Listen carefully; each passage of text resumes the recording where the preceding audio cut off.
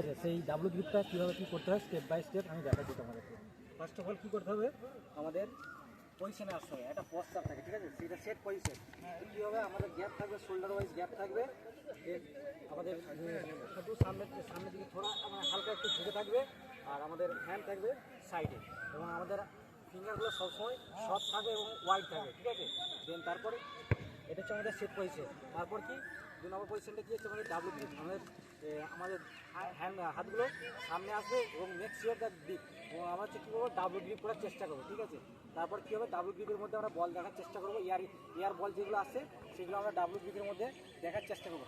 যদি আমরা ডাব্লু গ্রিপের মধ্যে সেই বলটা দেখতে পাই, তাহলে কী হবে, সেক্ষেত্রে আমরা বলটাকে কীভাবে ওই ডাব্লু গ্রিপের মধ্যে আয়ত্তে আনতে পারবো এবং আমরা কন্ট্রোল করতে পারবো, এবং এবং নিজের টিমকে গোল খাওয়ার ক্ষেত্রে বাঁচাতে পারবো।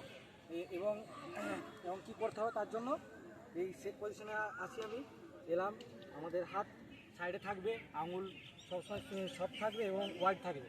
দেন W shape and grip the ball and secure the ball and control the ball and 1 step forward. Okay, this are the step by step and W grip. বলবো নাকি? হ্যাঁ।